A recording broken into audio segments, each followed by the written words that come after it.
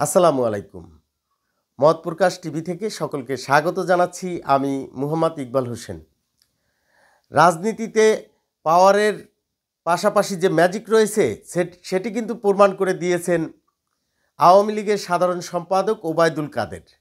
তিনি ৫ আগস্টের পরে ৩ মাস ৫ দিন কিন্তু বাংলাদেশে অবস্থান করেছেন এবং তাকে আইন শৃঙ্খলা রক্ষাকারী বাহিনী গ্রেপ্তারের জন্য হন্যে হয়ে ঘুরেও তাকে আটক বা গ্রেপ্তার করতে পারেনি এবং তিনি সকলের চোখে ধুলো দিয়ে তিনি কিন্তু সড়ক পথে সিলেট হয়ে মেঘালয় রাজ্য দিয়ে শিলং হয়ে কলকাতায় পৌঁছেছেন। গণমাধ্যম কিন্তু সেটিই বলে।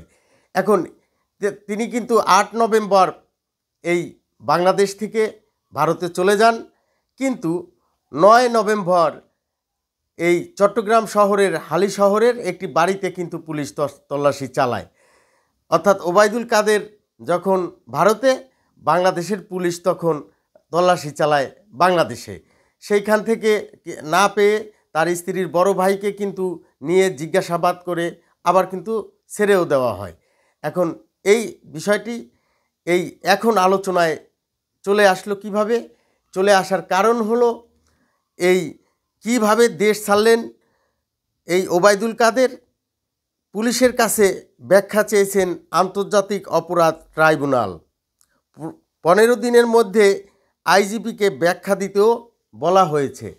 এখন যখন এই আদালত বিষয়টি ব্যাখ্যা চেয়েছেন, তখন কিন্তু এটি আরও গুরুত্ব বেশি বহন করে।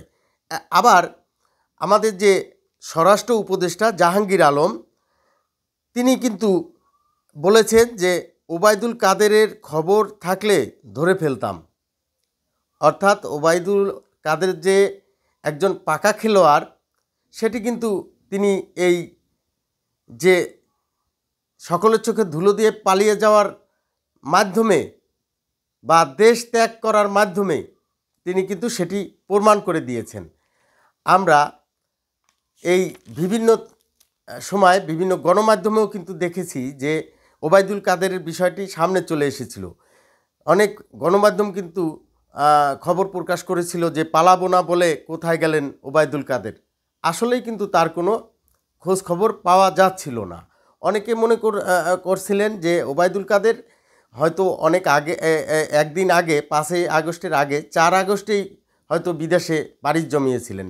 আমরা কিন্তু এই সামাজিক যোগাযোগ মাধ্যমেও ওইভাবে কিছু ওই যে প্লেনে ওঠার কিছু ছবিও ওই সময় আমরা দেখেছিলাম। কিন্তু বিষয়টা হলো যে আসলেই যে তিনি দেশেই রয়ে গেছেন, তিনি যে পালাতে পারেননি, এটি কিন্তু তখনও ধারণা করা যায়নি। সেখানেই শেষ নয়, তাকে নিয়ে অনেক জল্পনা কল্পনাও কিন্তু চলছিল। কিন্তু সেটি পরিষ্কার হয়ে যায় তিনি যখন ভারতে পৌঁছান। সেই খবর যখন ফাঁস হয়ে যায়, তারপরে কিন্তু বিষয়টি পরিষ্কার হয়ে যায়। এখন প্রশ্ন হলো যে ওবায়দুল কাদের তিনি যে বাংলাদেশের আইন শৃঙ্খলা বাহিনীর চোখে ধুলো দিয়ে পালিয়ে যাওয়ার পরে তিনি ভারতে পৌঁছেছেন, কিন্তু সেইখানে গিয়েও কিন্তু সে কোনো ধরনের এখনও পর্যন্ত দলের পক্ষ থেকে কোনো বিবৃতি দেননি। তিনি কিন্তু দলের বিষয়ে কোনো টু শব্দও করেননি। তিনি যে ওই ভারতে যাওয়ার পরে আমাদের বাংলাদেশ আওয়ামী লীগের যে সভানেত্রী শেখ হাসিনার সাথে তার কোনো বৈঠক হয়েছে কিনা, মিটিং হয়েছে কিনা, সেটি ভার্চুয়াল বা অ্যাকচুয়াল, এমনও কিন্তু কোনো খবর ওইভাবে প্রকাশ হয়নি। তবে যেটি বোঝা যাচ্ছে বা যেটি গণমাধ্যমের কাছ থেকে যেটুকু জানা যাচ্ছে, সেটি হলো যে তিনি ভারতে পৌঁছেছেন, এটুক নিশ্চিত হওয়া গেছে। এখন আরও একটি প্রশ্ন কিন্তু দেখা দিয়েছে, সেটি কি যে ওবায়দুল কাদেরই কি আওয়ামী লীগের সাধারণ সম্পাদক থাকবেন, নাকি এই আওয়ামী লীগের সাধারণ সম্পাদক পরিবর্তন হবে?